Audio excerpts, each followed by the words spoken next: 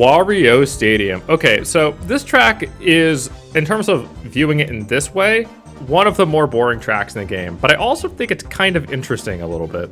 See, the track itself is kind of samey pretty much all throughout. It's all the sort of dirt roads and the dirt berms and occasional sort of like hills that you kind of ramp off of. A lot of random turns that look pretty much the same.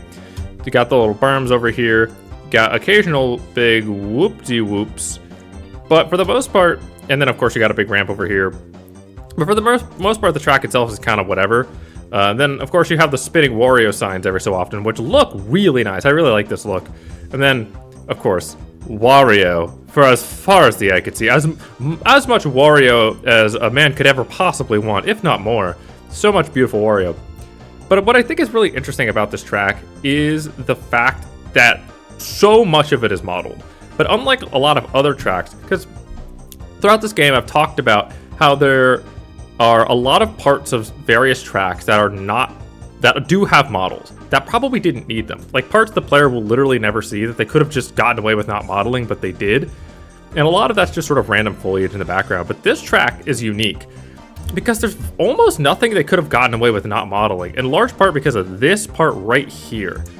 This little hill and this little ramp, when you've ramped up right about here, there's just about no part of the track you can't see. No part of this geometry they couldn't get away with. The only part they could kind of get away with is this right here, which they didn't model. And obviously the backside of the stadium isn't modeled for very obvious reasons why they wouldn't do the backside of any of this stuff.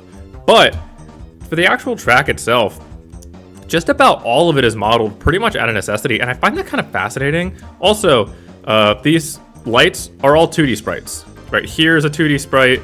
The bigger light is a 2D sprite. They're all 2D sprites, which look fine, especially with how far away they are and with the way the light's covering it. And this texture is awful as always. But it's just, I think this is a very interesting track because in such an early 3D game, you'd think they'd go out of their way to pick track designs where they could get away with not modeling stuff, where they could get away with sort of hiding stuff, because the more you had to model, the more intensive it was on the system, because it's the N64 and they had so little to work with. But they picked a track like this that, given its concept of it being in a stadium, they couldn't get away with without modeling anything. They basically put themselves into a position where they didn't have an easy shortcut. And I find that really, really fascinating. Maybe that's the reason the track is ultimately kind of boring, but I don't know. I think it makes it really interesting to explore and to talk about here.